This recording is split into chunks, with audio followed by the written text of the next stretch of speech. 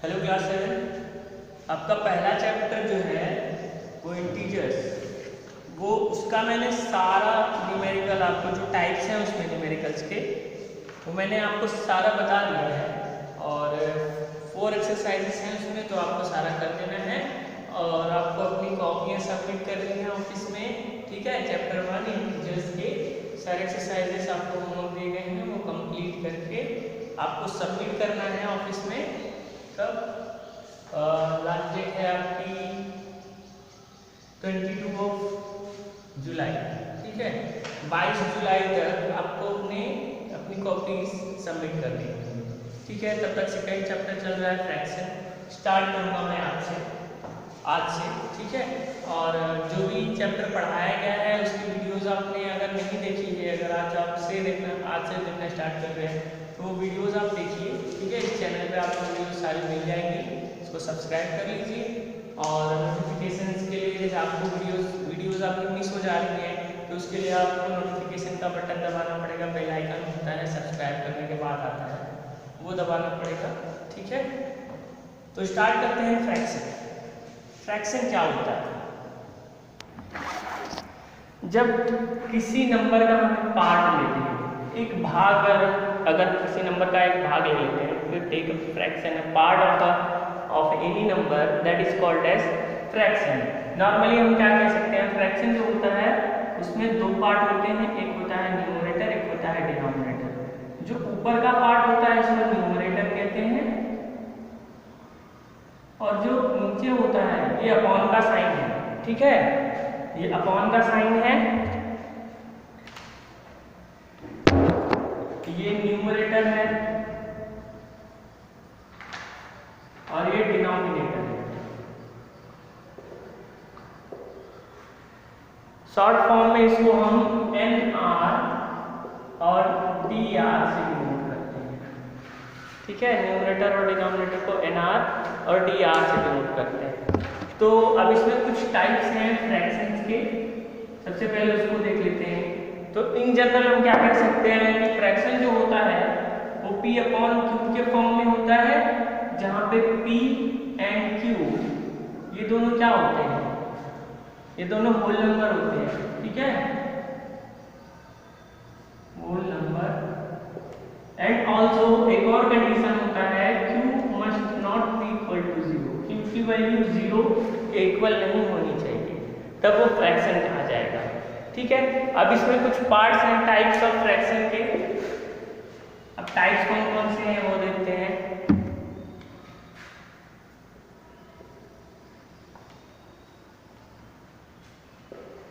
Types of fractions. ठीक है, types of fractions में अब कौन कौन से टाइप होते हैं फ्रैक्शन के, देखो। सबसे पहला तो है डेसिमल फ्रैक्शन।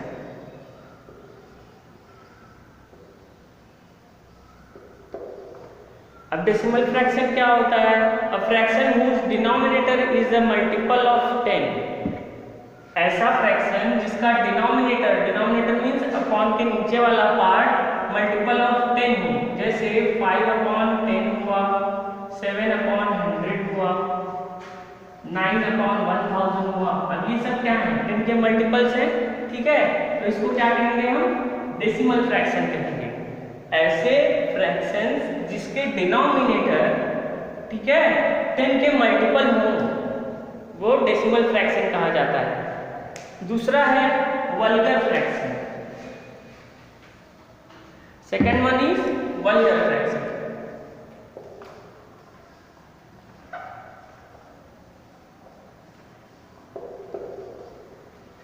अब वल्गर फ्रैक्शन क्या होता है? वल्गर फ्रैक्शन में जिसका डिनोमिनेटर 10 का मल्टीपल नहीं होता। इसके पहले जो डेसिमल फ्रैक्शन पढ़ा उसमें क्या था कि डिनोमिनेटर 10 का मल्टीपल होता है, और वल्गर फ्रैक्शन में क्या होगा कि डिनोमिनेटर 10 का मल्टीपल नहीं होता है। जैसे 5/7 लिख दिया, 7 10 का मल्टीपल होगा? नहीं होगा। मैंने 13/15 लिख दिया, तो ये 15 जो है 15 10 का मल्टीपल तो नहीं है। तो ऐसे जो फ्रैक्शंस होते हैं जिसके डिनोमिनेटर 10 के मल्टीपल ना हो, उसको वल्गर फ्रैक्शन कहते हैं। ठीक है, थर्ड है प्रॉपर फ्रैक्शन।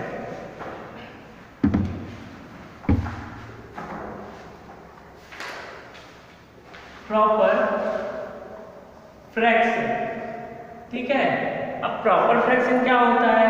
प्रॉपर फ्रैक्शन ऐसे फ्रैक्शन होते हैं जिनका numerator is smaller than denominator, ठीक है। ऐसे फ्रैक्शंस जिसके न्यूमरेटर डिनोमिनेटर से छोटे होते हैं उसको हम प्रॉपर फ्रैक्शन कहते हैं। अब न्यूमरेटर जैसे मैंने लिखा 5/10,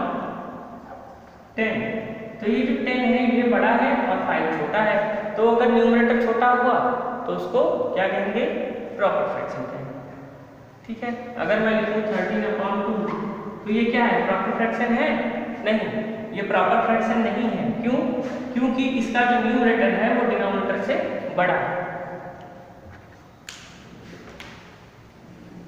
चलो अगला जो टॉपिक है, अगला टाइप जो है वो है improper fraction. Fourth one is improper fraction, ठीक है। इम्प्रॉपर फ्रैक्शन आपके पास बुक है तो आप बुक में भी देख सकते हो, सारे टाइप्स दिए गए हैं, ठीक है, पहले ही पेज में। तो इम्प्रॉपर फ्रैक्शन में क्या होता है? प्रॉपर का उल्टा होता है, means denominator is smaller than numerator.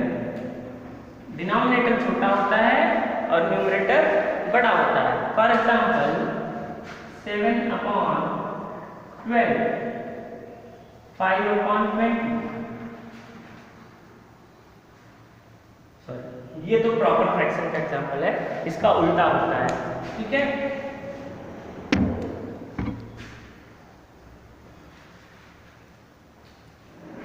Denominator छोटा है यहाँ पर और न्यूमरेटर बड़ा है। जैसे 13 लिखा मैंने, तो 13 जो है वो 5 से तो ग्रेटर है ना, तो 5 छोटा हुआ तो वो क्या हो जाएगा? डिनोमिनेटर छोटा है यहाँ पर। If the denominator is smaller than the numerator, that fraction is called as improper fraction, okay. Then next type is reducible fraction. Fifth one is reducible fraction. Now what is reducible fraction? If HCF of numerator and denominator is other than 1, means अगर हम किसी fraction को same number से divide कर सकें, जैसे मैं लिख रहा हूँ यहाँ पर 5/10, तो मैं इन दोनों नंबर्स में 5 से डिवाइड कर सकता हूँ। इसका HCF जो है वो 5 है। अगर मैं लिखूँ यहाँ पर 15/30, तो इसका HCF क्या है? 15 है। दोनों को 15 से डिवाइड कर सकते हैं, तो अगर मैं इसको 15 से डिवाइड कर दूं, डिवाइड बाय 15, तो ये क्या हो जाएगा? This will become 1/2। तो ये 15/30 नाम से पता चला है रिड्यूसिबल, मींस रिड्यूस हो गया, रिड्यूस होकर 15/30 से 1/2 पर पहुंच गया सेम नंबर से डिवाइड करने पर, ठीक है। तो ऐसे फ्रैक्शन जो होते हैं वो रिड्यूसिबल फ्रैक्शंस कहे जाते हैं, जिसको हम सिंप्लीफाई कर सकते हैं, कैंसिल करके छोटे फॉर्म में ला सकते हैं। और देखो अगला जो है वो है इररिड्यूसिबल फ्रैक्शन। इररिड्यूसिबल का मतलब 6th type is irreducible. Now what is irreducible fraction? नाम से पता चल रहा है जो रिड्यूस ना किया जा सके। The fraction which can not be reducible is called as irreducible fraction. Means अगर HCF 1 से 1 के अलावा कोई और ना हो, जैसे मैं लिखूं 11/13, तो 11 और 13 का HCF कोई ऐसा कॉमन नंबर नहीं है जो इन दोनों को डिवाइड कर सके, ठीक है। तो इसको रिड्यूस नहीं किया जा सकता। मैं लिखता हूँ यहाँ पर 5/7, इसको भी रिड्यूस नहीं किया जा सकता, सेम नंबर से डिवाइड नहीं कर सकते। कोई भी ऐसा नंबर नहीं है जो इसको और इसको, मींस न्यूमरेटर और डिनोमिनेटर को डिवाइड कर सके एक साथ, और अलग अलग नंबर से डिवाइड नहीं कर सकते, ठीक है। याद रखना, अगर हम डिवाइड करते हैं फ्रैक्शन में तो न्यूमरेटर और डिनोमिनेटर को सेम नंबर से डिवाइड करते हैं। यहाँ पर अगर मैं लिखूँ 2/3 नहीं हो सकता डिवाइड और किसी नंबर से, तो ये सब क्या है, इररेड्यूसिबल फ्रैक्शंस है। Now next is like fractions.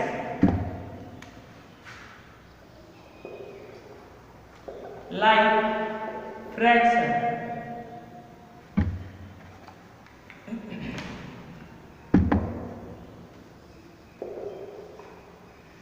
What is like fraction? देखो लाइक फ्रैक्शन वो फ्रैक्शंस होते हैं जिनका डिनोमिनेटर सेम होता है। जैसे मैं लिखूँ यहाँ पर 7/9, 5/9, 11/9, 19/9, सबका फ्रैक्शन में, सभी फ्रैक्शन में कॉमन क्या है, denominator is the same number, that is 9।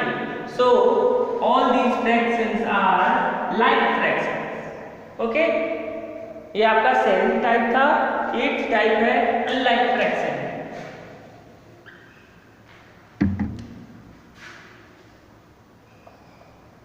Unlike fractions. Now what is unlike fraction?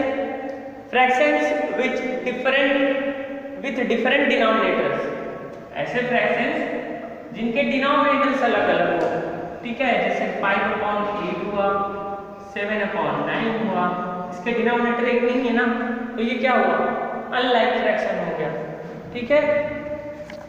Next is equivalent fraction. 9th one is equivalent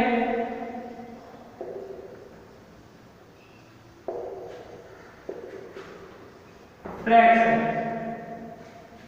ठीक है। इक्विवेलेंट फ्रैक्शन, इक्विवेलेंट फ्रैक्शन क्या हुआ, देखो इक्विवेलेंट वो फ्रैक्शंस होते हैं जैसे किसी फ्रैक्शन में मैं सेम नंबर से मल्टीप्लाई करूं या फिर डिवाइड करूं। अगर मैं सेम नंबर से मल्टीप्लाई करूं, जैसे 5/10 है, अगर मैं इसको सेम नंबर 5 से डिवाइड करता हूँ, 5/10 को डिवाइड करता हूँ 5 से, तो ये क्या हो जाएगा 1/2। अब कहोगे सर ये तो रिड्यूसिबल फ्रैक्शन है। हाँ, रिड्यूसिबल भी है, बट इक्विवेलेंट फ्रैक्शन मींस 5/10 का इक्विवेलेंट फ्रैक्शन क्या हुआ 1/2। अगर मैं 5/10 को मल्टीप्लाई करता हूँ सेम नंबर से 5 से, 25/50, ठीक है। तो ये सब क्या है, ये 5/10 के इक्विवेलेंट फ्रैक्शंस हैं, या फिर हम कह सकते हैं 1/2 के इक्विवेलेंट फ्रैक्शंस हैं, ठीक है। ऐसे फ्रैक्शंस जो सिंपलीफाई करने पर, ठीक है, रिड्यूस करने पर एक कॉमन फ्रैक्शन देते हैं, ठीक है, उनको हम क्या कहते हैं, इक्विवेलेंट फ्रैक्शन कहते हैं। मतलब ऐसा किसी भी फ्रैक्शन में जो मल्टीप्लाई या डिवाइड करके जो हमें नया फ्रैक्शन मिलता है उसके वो इक्विवेलेंट कहा जाता है, मतलब उसकी वैल्यू सेम होती है। कैसे सेम होती है, इसको सेम नंबर से डिवाइड करेंगे तो वैल्यू यही आएगी। जैसे 25/50 है, तो इसको अगर मैं 25 से डिवाइड करूं तो ये हो जाएगा 1/2। अगर मैं 30/60 लिखता हूं तो ये भी इक्वल टू 1/2 आएगा, क्यों, डिवाइड बाय 30 करने पर। तो ये सारे फ्रैक्शंस इक्विवेलेंट फ्रैक्शन कहे जाते हैं, ठीक है। ऐसे fractions are given fraction and other fraction obtained by multiplying और dividing its numerator and denominator by the same non zero number. कोई भी फ्रैक्शन में नॉन जीरो नंबर से मल्टीप्लाई या डिवाइड करने पर हमें जो फ्रैक्शन मिलता है that is called as equivalent fraction. Now next is mixed fraction. 10th type is mixed fraction. Mixed fraction means इसमें एक होल नंबर होगा, कंप्लीट नंबर और एक प्रॉपर फ्रैक्शन, इसका कॉम्बिनेशन होगा। जैसे यहाँ पर मैं लिखूँ 7 होल नंबर 1/2, 5 होल नंबर 3/4। तो इसमें क्या हुआ, एक होल नंबर है और एक प्रॉपर फ्रैक्शन, एक होल नंबर और एक प्रॉपर फ्रैक्शन। तो इस तरह से हमें क्या करना है, समझना है कि मिक्स्ड फ्रैक्शन क्या होता है, combination of a whole number and a proper fraction, that is called as mixed fraction, ठीक है। अगला है unit fraction. Next is unit fraction. 11th type is unit fraction. Now what is unit fraction? If the numerator of any fraction, proper fraction or any fraction having numerator as 1, ठीक है, कोई भी fraction अगर numerator 1 है उसका, तो that is called as unit fraction. जैसे मैं लिखता हूँ 1/9, 1/100, 1/2, 1/5. All these fractions are called as unit fraction. ठीक है, तो ये टाइप ऑफ फ्रैक्शंस हुए. ठीक है, इतने टाइप्स आपको जानना है, ये आपको याद कर लेना है. समझा दिया मैंने, आपको याद कर लेना है कि कौन कौन से टाइप होते हैं और उनको कैसे हम पहचानते हैं. ठीक है, तो आज के लिए बस इतना ही बताते हैं. फ्रैक्शंस के टाइप आपके कंप्लीट हो गए हैं.